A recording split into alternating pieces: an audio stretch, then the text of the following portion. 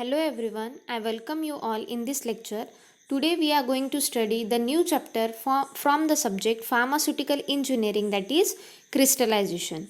So first of all, what is crystallization? So crystallization is nothing but the process in which there is a spontaneous arrangement of the orderly manner. Orderly array is set, that is in crystallization the particles are arranged so that is it is placed in the repetitive and a orderly array or orderly manner. Okay, so it is nothing but the proper geometric arrangement of your particle. Okay, so in this chapter we are going to study about the introductory part of your crystallization, its objectives, then the theories of crystallization, the crystallization process, that is the steps which are involved during the crystallization, and lastly the equipments, that is construction, working, advantages and disadvantages of the equipments which are used to carry out this crystallization process. So let's see what is crystallization. So we will start with the definition, that is, first of all, before jumping on crystallization, first of all we are going to study about the crystal. Okay, so what is crystal? A crystal can be defined as a solid particle which formed by the solidification or the crystallization process in which the structural units are arranged by a fixed geometric pattern or the lattice. Okay, so first of all, by undergoing or by carrying out the process of crystallization we can achieve a crystal. Okay, now what is crystal? Crystal can be formed either by solidification or which is also termed as the crystallization. Okay, so what happens in the crystallization? In crystallization, the structural units or the particles are arranged in the repetitive orderly manner or in a fixed geometrical pattern or lattice. Okay, fixed geometric pattern or lattice means the shape is fixed, such as the cubic structure.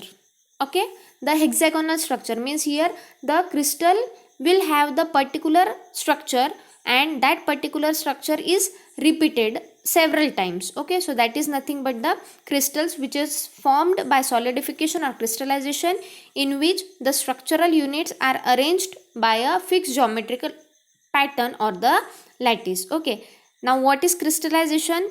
Crystallization is a spontaneous arrangement of the particles into a repetitive orderly array. This is very important. Okay, here in crystallization the particles are arranged spontaneously but in a repetitive orderly array.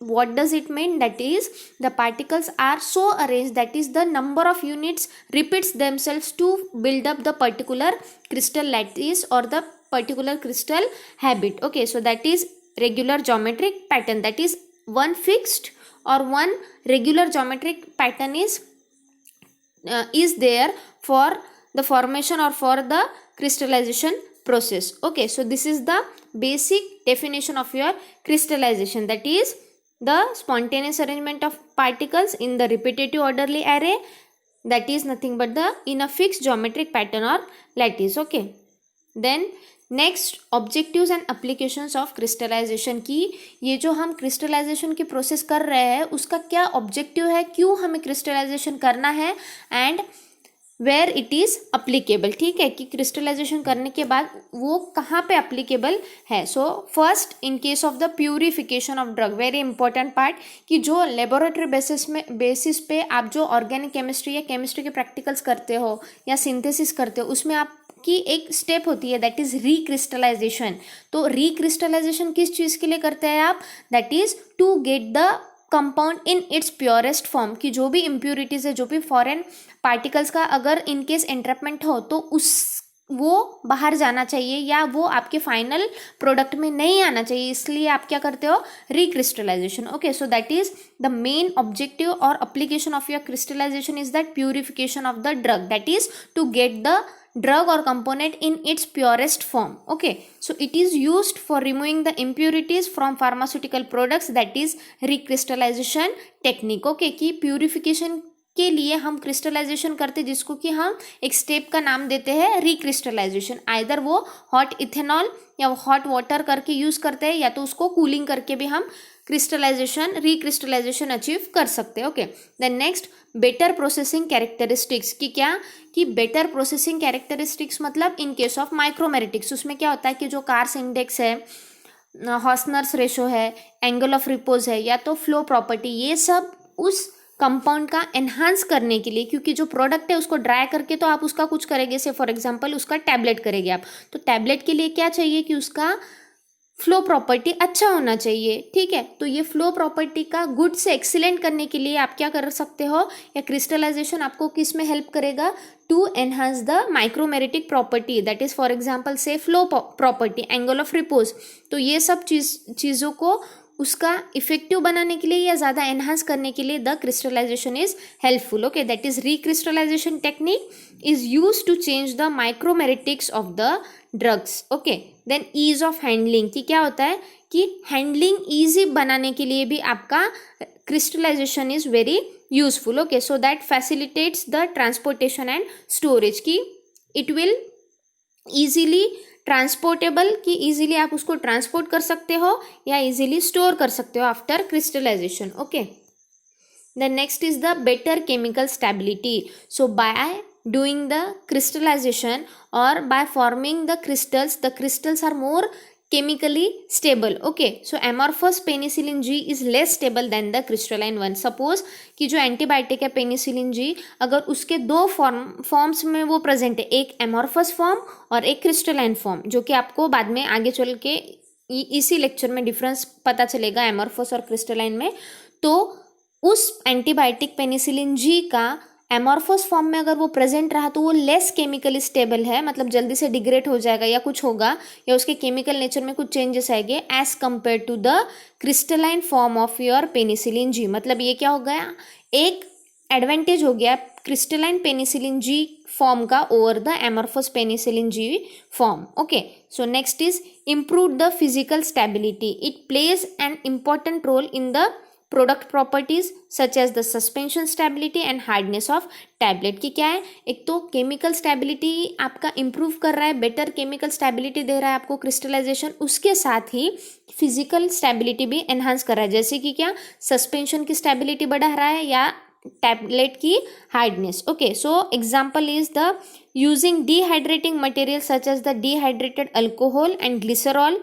The stability of hygroscopic substances can be enhanced. Means जो hygroscopic substances है उसका अगर crystalline form हो या उसका crystallization हो, so it can improve the physical stability of such compounds. Okay, then next is the improved bioavailability.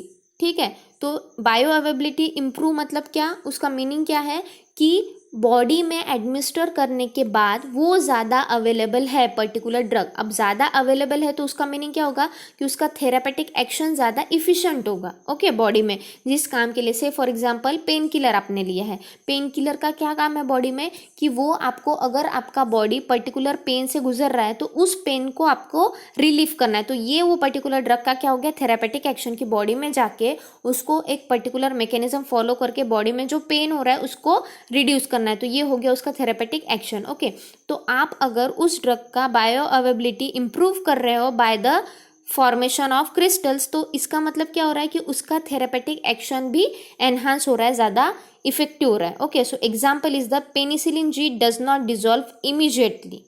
Okay, immediately वो dissolve नहीं होता है, so it's degradation decrease, hence the bio availability is enhance. तो यहाँ पे क्या हो रहा है, मतलब क्या हो रहा है कि सस्टेन रिलीज कर रहा है पर्टिकुलर ड्रग को. सस्टेन रिलीज बोले तो क्या, ऐसे ड्रग जो बॉडी में जाके जल्दी से हाफ लाइफ उसकी क्या रहती है, कम होती है, तो ऐसे ड्रग बॉडी में से जल्दी बाहर निकल जाएंगे. ठीक है, लेकिन उसका बॉडी में उसका एक्शन सस्टेन्ड, कंट्रोल और स्लो रिलीज अगर बॉडी में उसका एक्शन चाहिए तो you can undergo the crystallization, या क्रिस्टलाइजेशन ऐसे कामों के लिए, सस्टेन रिलीज के लिए ज़्यादा बेनिफिशियल है. Okay, so next is the sustained bio availability की जो जितना वो ड्रग बॉडी में प्रेजेंट है उसका बॉडी में प्रेजेंट ही ज़्यादा रहता है, मतलब ड्यूरेशन बॉडी में ज़्यादा रखता है वो. ओके, मतलब एक्टिव फॉर्म में बॉडी में ज़्यादा रखता है as compare to inactive form में. ठीक है, that is protamine zinc insulin in crystalline form slowly and continuously release the insulin from the site of injection for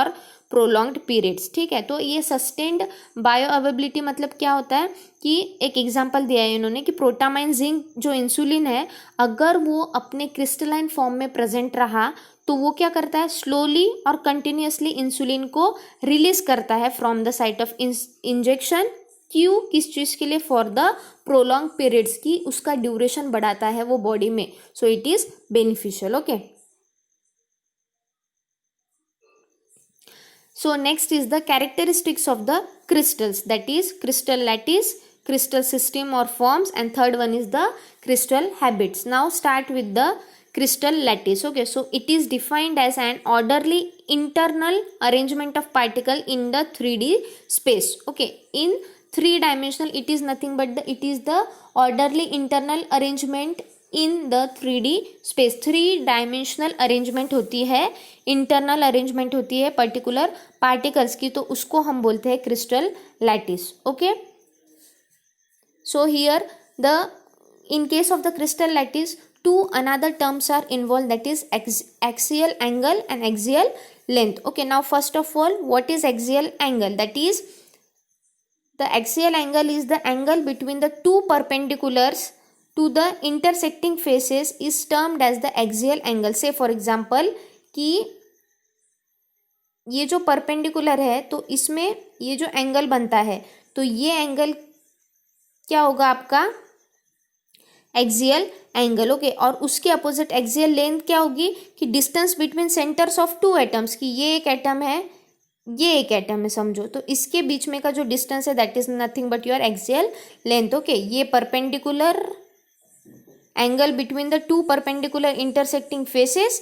ठीक है, इसको क्या बोलेंगे आप, ये एंगल को क्या बोलोगे आप कि एक्सियल एंगल, और एक्सियल लेंथ किसको बोलोगे, distance between the centre of two atoms is referred as the axial length. ठीक है, अब एंगल दो परपेंडिकुलर इंटरसेक्टिंग फेसेस में के एंगल को आप एक्सियल एंगल बोलोगे, और दो सेंटर्स, दो एटम्स के सेंटर्स का डिस्टेंस को आप बोलोगे axial length. So this is nothing but your about crystal lattice. ठीक है, क्रिस्टल लैटिस क्या होता है कि आपके पार्टिकल्स की इंटरनल अरेंजमेंट ऐसे ऑर्डरली मैनर में होती है जैसे 3 डायमेंशनल स्पेस में। ठीक है, और उसमें दो टर्म्स इन्वॉल्व है, axial angle and axial length. Angle किसको बोलेंगे कि परपेंडिकुलर, जहाँ पे दो फेसेस इंटरेक्ट होते हैं एक दूसरे से। ठीक है, तो उसका जो परपेंडिकुलर में जो एंगल बनता है उस एंगल को आप बोलोगे एक्सियल एंगल, और दो एटम्स के सेंटर में का जो डिस्टेंस है उसको आप बोलोगे एक्सियल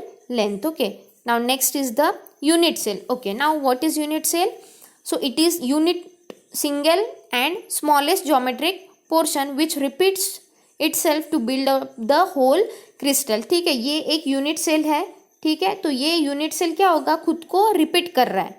ठीक है, अब खुद को रिपीट क्यों कर रहा है, क्योंकि पूरे क्रिस्टल को उसको बिल्ड करना है। ये अब एक पूरा क्रिस्टल बन गया। ठीक है, तो ये पूरा एक क्रिस्टल बनने के लिए क्या इंपॉर्टेंट है, ये एक पहला यूनिट सेल, ये सेकेंड, ये थर्ड, ये ऐसे खुद को क्या कर रहा है, रिपीट कर रहा है। Okay, so this repetition of the smallest geometric portion to build up the whole crystals is crystal is nothing but your unit cell. Okay, so next is the crystal system or crystal forms. Okay, so a finite number of symmetrical arrangement for a crystal lattice, and this is or these may be termed as the crystal forms or crystal systems. Okay, एक fixed number of symmetrical arrangements होती है। ठीक है, same, ठीक है, symmetrical arrangement होती है to form the crystal lattice is nothing but the crystal system or crystal form. Okay, so depending on the axial length and angle, crystal forms are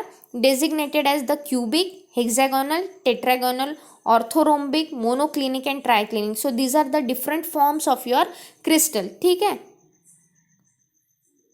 so it is the, now these are the examples of your crystal forms. So this one is cubic. Okay, this is the example of your sodium chloride and potassium chloride. So here the angle is given, that is 90 degree. Okay, so these are based on the axial length and axial angle, cubic, tetragonal, hexagonal. Okay, so rhombohedral, orthorhombic, monoclinic and triclinic. So these are the examples. So for competitive exam the questions can be asked on this, so you have to prepare, be ready for this. Okay, then next is the crystal habit. So here the starting with the columnar, that is the rod like particles having a width and thickness exceeding that of a needle type particle. Okay, so these are referred as the columnar rod like particles. Okay, जिसकी width और thickness ज़्यादा होती है needle type के particles से. Then blade, long, thin and flat type of particles are there. Then plate, that is flat particles of similar length and width.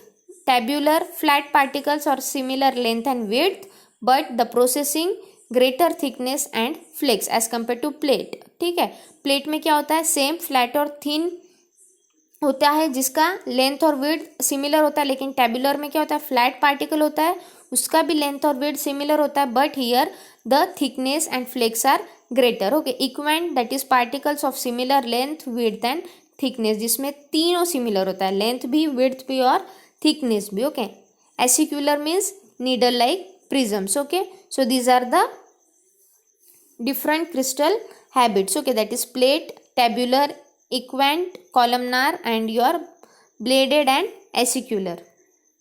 Now next is the some pharmaceutical solid terminologies for your crystallization. Okay, so first one is the crystalline solid. अब crystalline solid और amorphous solid में क्या difference है? So this is very important. Okay, very basic and very important also. Okay, now the crystalline solids have definite shapes and orderly arrangement of unit. ये पता है, हमने पढ़ा है कि क्या है crystalline solid या crystallization किसको बोलते हैं. उसमें orderly arrangement, repetitive orderly arrangement होती है particles की in a fixed geometric pattern. Okay, so obviously the crystalline solid must possess the definite shape and orderly arrangement of unit. So these are incompressible. We cannot compress such crystalline solids and show a definite melting point. Okay, so amorphous में क्या होता है, वो बिल्कुल definite shape के नहीं होते, they are compressible and they show the higher melting point. They don't show the definite melting point. Okay, crystalline में क्या होता है कि पूरा पैटर्न फिक्स होता है, सो इट विल पूरा ज्योमेट्रिक अरेंजमेंट उसका फिक्स होता है, रैंडम कुछ भी नहीं होता है उसमें, इसलिए they will show the definite melting point. Examples of the crystalline solids are NaCl, urea, aspirin. Okay, so crystalline forms have low solubility and dissolution as compare to amorphous solids. Crystalline solids का क्या होता है कि उसका solubility भी लो है और dissolution भी लो है. ओके, तो आइडियली वैसे देखा जाए तो कौन से सॉलिड्स ज़्यादा फार्माकोकाइनेटिक स्टडी ज़्यादा इफिशिएंट कौन से सॉलिड्स देते हैं, एमॉर्फस. ठीक है, बट क्रिस्टलाइन सॉलिड्स का यूज़ हम कब कर सकते हैं, जब हमें कोई सस्टेन रिलीज प्रोडक्ट्स बनाना है जिसकी हाफ लाइफ कम है, मतलब क्या बॉडी में जाते ही वो ज़्यादा देर बॉडी में एक्टिव नहीं हो सकता है, मतलब बॉडी के बाहर जल्दी आ जाएगा.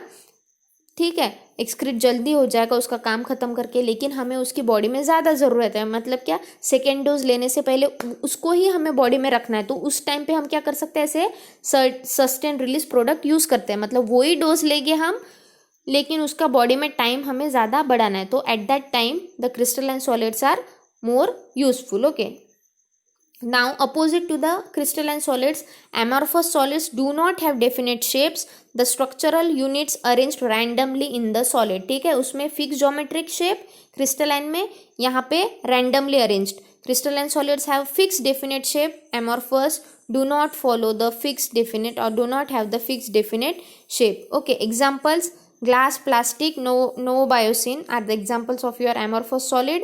Then amorphous forms of compound is always more soluble than the crystalline form, और solubility ज़्यादा मतलब dissolution rate is also higher than the crystalline forms. Okay, so therefore it may exhibit better therapeutic activity than the crystalline form.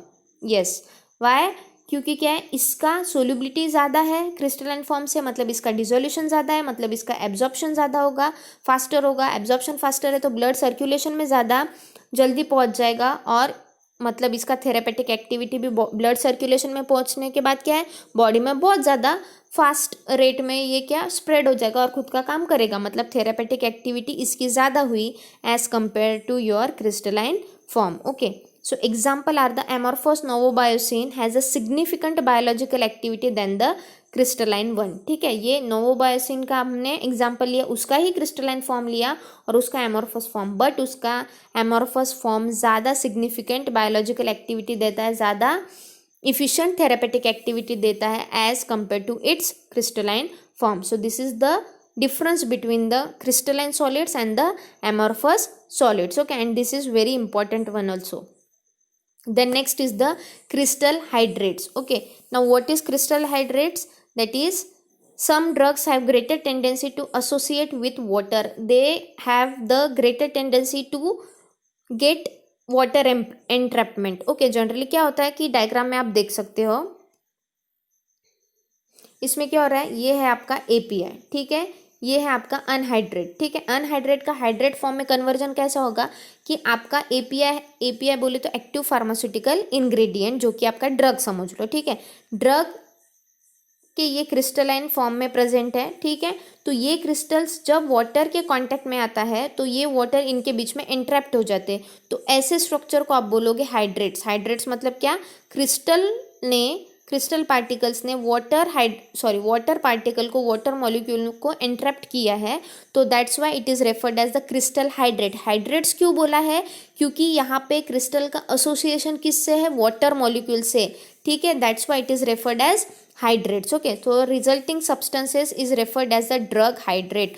Drug hydrate मतलब ये drug और इसने water molecule को entrapped किया, that's why it is referred as the drug hydrate. Okay, so examples are the caffeine hydrate, ampicillin monohydrate and the thiophylline hydrate. Okay, crystal hydrates means what, there is a association between the crystal and the water molecule, so the resultant structure will be referred as the crystal hydrate. Okay, example is the ampicillin monohydrate, etc. Now next is the crystal solvates. Okay, the difference between the solvates and hydrates is only that is, hydrate refers to association of crystal with water molecule and the solvates refers the association with the solvent molecule, ठीक है, other than water. जो भी solvent molecule से for example ethanol आ रहा है आपका, कोई भी अल्कोहल आ रहा है, ठीक है, मिथेनॉल आ रहा है, तो ईथर आ रहा है, तो ऐसे एसोसिएशन आपके क्रिस्टल्स का सॉल्वेंट्स के साथ अगर हुआ तो फिर उसको आप रेफर करोगे, उसको आप बोलोगे that is crystal solvents. Okay, इसमें आपको बताया है polymorph 1, polymorph 2. Now what is polymorph, that is if a chemical structure or if a chemical substance may exist in more than one crystalline form is called as polymorph. Okay, and this phenomenon of formation of polymorphs is nothing but the polymorphism. ठीक है, polymorphs क्या होता है कि अगर से for example एक chemical substance है और वो एक से ज़्यादा अगर मोर देन वन, एक से ज़्यादा क्रिस्टलाइन फॉर्म में प्रेजेंट होता है, ठीक है, एक से ज़्यादा क्रिस्टलाइन लैटिस में एक से ज़्यादा क्रिस्टलाइन फॉर्म में प्रेजेंट होता है, तो उसको हम बोलेंगे पॉलीमॉर्फ, ठीक है. और ये जो फेनोमेनन, ये जो प्रोसेस है जिसमें पॉलीमॉर्फ फॉर्म होते हैं, उस प्रोसेस को आप बोलोगे पॉलीमॉर्फिज्म, ठीक है. तो इसमें क्या है, ये फर्स्ट पॉलीमॉर्फ है, ये सेकेंड पॉलीमॉर्फ है, डिफरेंट क्रिस्टल फॉर्म प्रेजेंट है, ठीक है. तो इसमें अगर कोई भी ग्रीन कलर का जो है वो सॉल्वेंट मॉलिक्यूल है, तो ऐसा अगर स्ट्रक्चर बनता है, मतलब क्या, रेड कलर में क्रिस्टल, ग्रीन कलर में आपका सॉल्वेंट मॉलिक्यूल, तो ये दोनों का एसोसिएशन हो गया. So such kind of this structure can be referred as the crystal solvents. Okay, so the drugs have greater tendency to associate with solvents to produce the crystalline forms which are referred as the crystal solvates. Crystal hydrates, that is association with water, crystal solvates association with the solvent molecule. Okay, now next is the isomorphs. Now what is isomorphs, that is isomorphs, in this the two or more substance possesses the same crystalline form, that are terms as isomorphs. iso means what, same, ठीक है, मतलब दो या दो से ज़्यादा substances same crystalline form में अगर प्रेजेंट होते हैं तो they are referred as the isomorphs. That is the chrome alum is isomorphic with the potash alum, मतलब दोनों के क्रिस्टल फॉर्म्स सिमिलर है, that's why they are referred as the isomorphic forms of each other. That is chrome alum is the isomorphic with the your potash alum. Okay, now next is the theory of the crystallization. Okay, so crystallization theory depends on the three steps, three processes. First is the supersaturation, then is the nucleation, and last is the crystal growth. Okay, so now starting with the super saturation में क्या होता है, एक simple example देती हूँ आपको. Say for example you are doing the practical in your laboratory and you have to dissolve the 10 gram of NaCl in 5 ml of water. Okay, 10 ग्राम आपका NaCl आपको डिजोल्व करना है 5 ml वाटर में. ठीक है, सो NaCl इज क्या है, very much soluble in water molecule. ठीक है, तो 5 ग्राम में आप 5 ml में आप 5 ग्राम डिजोल्व करोगे. ठीक है, तब तक वो इजीली सोल्यूबल हो जाएगा. ठीक है, उसके बाद आप 1 ग्राम ऐड करोगे तो वो आपको बॉटम में सेटल डाउन मिलेगा, क्योंकि क्या है, वो सॉल्वेंट का पेट भर गया है. अब वो और सोल्यूट मॉलिक्यूल आपके नहीं ले सकता. ठीक है, तो आप क्या करोगे, थोड़ा उसको आपके टेस्ट ट्यूब को या जिसमें भी आपका है बीकर, चलो वो आप हीटिंग मेंटल पे रख दोगे या उसको हीट प्रोवाइड करोगे नीचे से. तो क्या होगा, ठीक है, टेम्परेचर की वजह से 1 ग्राम आपका डिजोल्व हो जाएगा, 6 ग्राम्स हो गए, और 1 ग्राम डिजोल्व हो जाएगा. पर एक ऐसी स्टेज आएगी इसके बाद कि बस अब नहीं, क्या बाकी जब आप ऐड कर रहे हो तो वो आपके पार्टिकल, सोल्यूट पार्टिकल क्या हो रहा है, बॉटम में जाके सेटल डाउन हो रहा है. ठीक है, बॉटम में जाके सेटल डाउन हो रहा है मतलब क्या, सैचुरेशन की लेवल आने के बाद भी आप क्या कर रहे हैं, टेम्परेचर उसको एक्स्ट्रा प्रोड्यूस करके उसका सुपर सैचुरेशन कर रहे हो. वो सॉल्वेंट का पेट भरने के बाद, उसकी लिमिट्स एक्सटेंट होने के बाद, लिमिट क्रॉस होने के बाद भी आपने हीट दी तो भी उसने ले लिया. ठीक है, उसके बाद क्या होगा, एक ऐसी लेवल आएगी कि अब वो फर्दर उसका डिसोल्यूशन स्टॉप है, तो वो क्या करेगा, बॉटम में जाके सेटल डाउन हो जाएगा. सो that stage is nothing but your super saturation. ठीक है, कि अब बस हो गया, अब वो डिसॉल्व नहीं करेगा. ओके, सो फर्स्ट क्या होता है, थ्योरी ऑफ क्रिस्टलाइजेशन में क्या होता है, सुपर सैचुरेशन आपको करना पड़ेगा. वो सुपर सैचुरेशन में क्या होगा कि छोटे छोटे पार्टिकल टेंड करेंगे एक दूसरे की तरफ to form the nuclei. Nuclei तो ऐसे number of nucleus are formed. अब न्यूक्लिया जब फॉर्म हो गए तो वहाँ पे उस स्टेप को हम बोलेंगे दैट इज एम्ब्रियो फॉर्म होगा. एम्ब्रियो टेंड करेगा एक दूसरे को न्यूक्लिया फॉर्मेशन की तरफ. न्यूक्लिया जैसे फॉर्म हो गया, न्यूक्लियाई फॉर्म होने तक वो प्रोसेस रहेगी nucleation.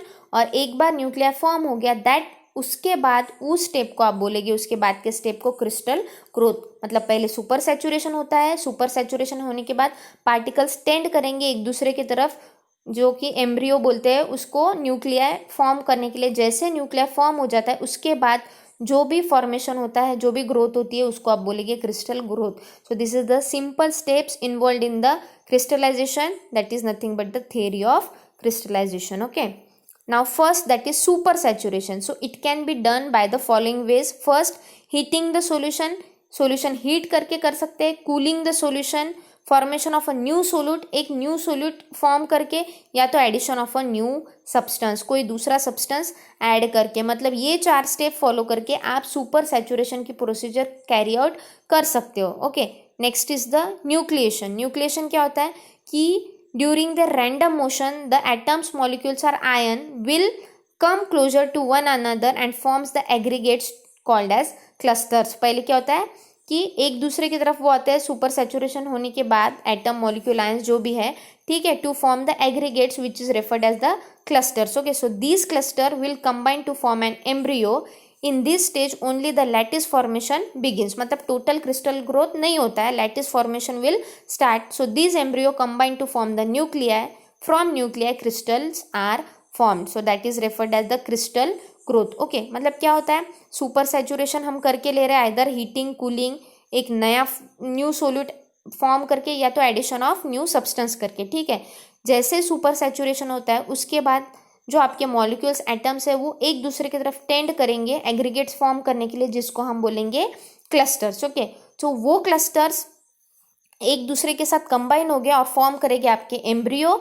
Okay, so embryo formation मतलब क्या, just starting of your crystal lattice, formation of your crystal lattice will begin. Okay, so वो एम्ब्रियो क्या करेगा, लैटिस को स्टार्ट डेवलप करने के लिए they will combined with each other to form the nuclei. So nuclei, from nuclei the crystals are formed. Okay, so once the crystals are formed nuclei formation stops. अब पता है उनको कि nuclei formation crystal formation शुरू हो गया तो nuclei formation stop हो जाएगा. सो दैट प्रोसीजर ऑफ क्या कि न्यूक्लियर फॉर्मेशन आपका रुक गया है. सो जहाँ पे आपका न्यूक्लियर फॉर्मेशन रुक गया है वहाँ पे आपका क्रिस्टल ग्रोथ स्टार्ट हो जाएगा. सो this is the theory of your crystallization. Okay, now you can see in the diagram, यहाँ पे क्या हो रहा है, आपका सिंपल जो कि सोल्यूट सॉल्वेंट, आपका सॉल्वेंट प्रेजेंट है. Okay, either evaporation of solvent करेंगे, सॉल्वेंट को उड़ा देंगे, मतलब सिर्फ सोल्यूट बचेगा आपका, कूलिंग ऑफ सॉल्यूशन या एडिटिव, कौन से भी एक मेथड से आप क्या कर रहे हो, सुपर सैचुरेशन की तरफ जा रहे हो. ठीक है,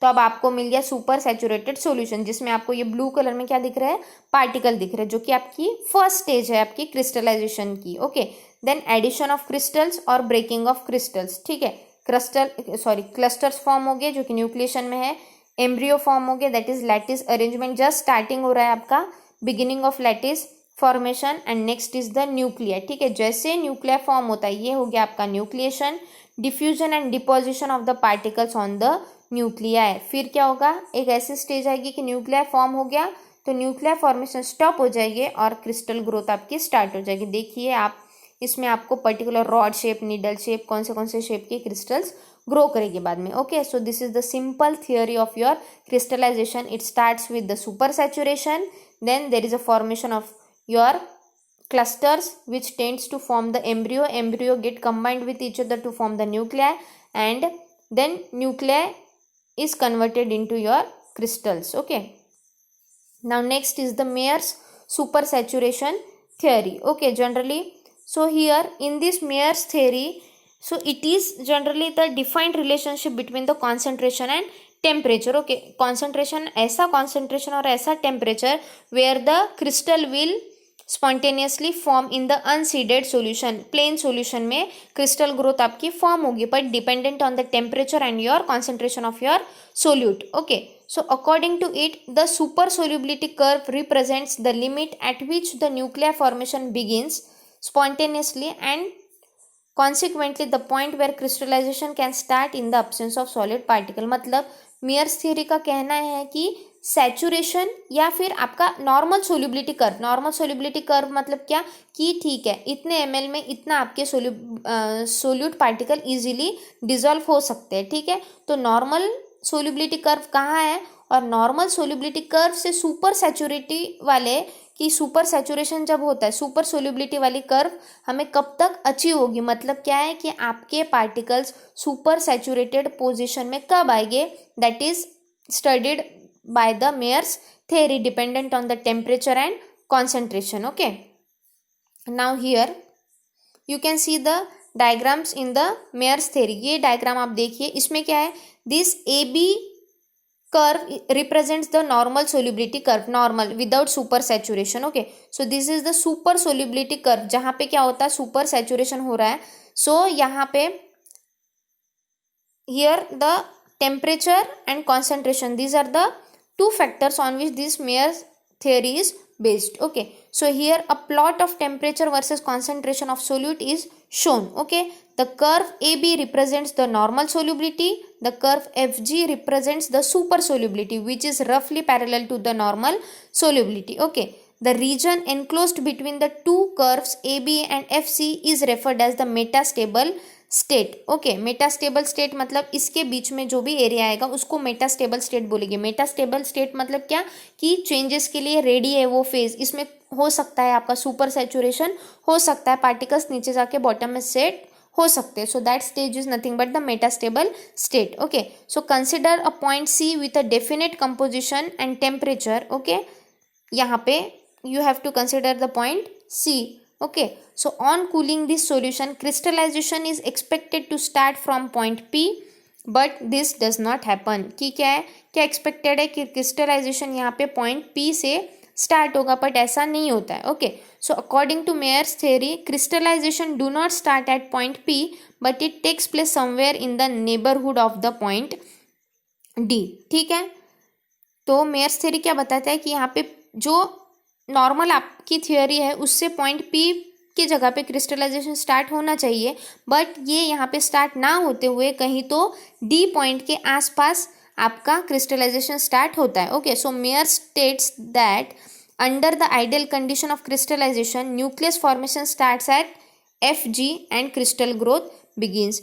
ये देखो, ये बहुत क्लियर है कि नॉर्मल सोल्युबिलिटी कर्व में तो आपका क्रिस्टल ग्रोथ नहीं होगा. ठीक है, क्रिस्टल ग्रोथ होने के लिए आपका सुपर सोल्युबिलिटी कर्व इसेंशियल है, ठीक है। सुपर सोल्युबिलिटी कर्व मतलब क्या कि आपका कहीं ना कहीं सुपर सैचुरेशन होके आपका न्यूक्लिएशन या क्रिस्टलाइजेशन या क्रिस्टल ग्रोथ आपकी स्टार्ट होनी है, ठीक है। मतलब वो कहीं ना कहीं कहाँ पे होगा, अंडर द कंडीशन, क्या कहाँ पे, nucleus formation starts eight F G, कहीं तो एफ जी मतलब क्या, in the neighbourhood of D. और वही मेयर्स थ्योरी का कहना है कि यहाँ पे नॉर्मल सोल्युबिलिटी कर्व के पॉइंट पे या नॉर्मल सोल्युबिलिटी कर्व पे आइदर वो पी हो सी हो, तो वहाँ पे आपका क्रिस्टल ग्रोथ या क्रिस्टलाइजेशन प्रोसीजर न होते हुए कहीं तो सुपर सोल्युबिलिटी कर्व या कहीं तो डी के नेबरहुड में आपका फॉर्मेशन स्टार्ट होता है, क्रिस्टल ग्रोथ या nucleus crystallization nucleus formation start होता है। Okay, so this is as per the Miers theory. Okay, so conditions for Mayer's theory is that solute and solvent must be pure, then solution must be free from solid solute particle, solution must be protected from the entry of foreign particles, soft and weak crystals must not form during the process, क्योंकि क्या होता है उनका easily breakdown हो सकता है। Okay, there should not fluctuation in temperature, because पूरी Mayer's theory किस पे based है, temperature and your concentration। Okay, then limitations of the Mayer's theory, ठीक है, that is as per the Mayer's theory crystallization starts at super solubility curve, that is Fg, but the general tendency is that crystallization takes place in an area rather than a line, ठीक है, कि line पे crystallisation ना होते हुए area में crystallisation होगा।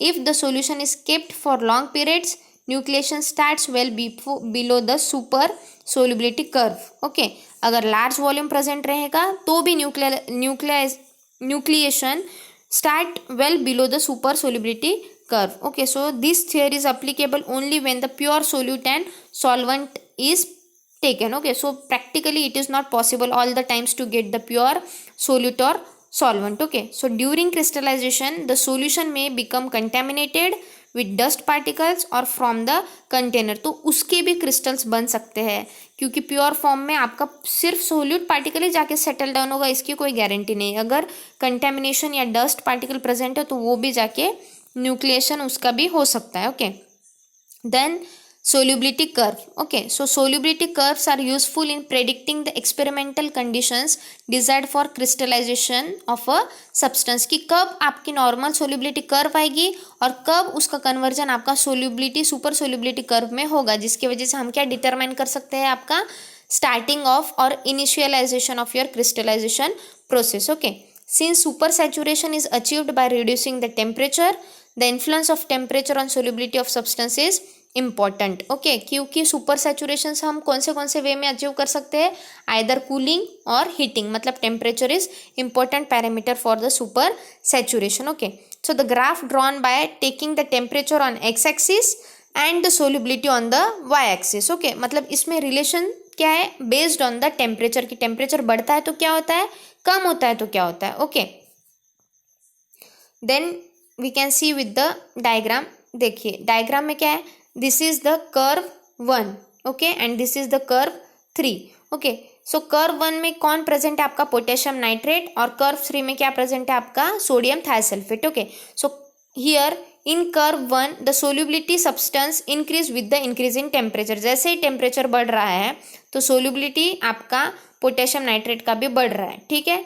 और वही कर्व 3 में क्या होता है कि सब्सटेंस की सोल्युबिलिटी इंक्रीज हो रही है with again increase in the temperature, but यहाँ पे क्या होता है, वाटर मॉलिक्यूल देखिए आप, यहाँ पे क्या है, ट्वाइस प्रेजेंट है, और यहाँ पे जो डैश डैश में लाइन है that is nothing but the metastable phase. ठीक है, मेटास्टेबल फेज आपका क्या रिप्रेजेंट करता है कि कोई भी चेंजेस अकर हो सकते हैं, वो अनस्टेबल स्टेट है, वहाँ पे आपका कंपाउंड में कुछ भी चेंजेस आ सकते हैं। ओके,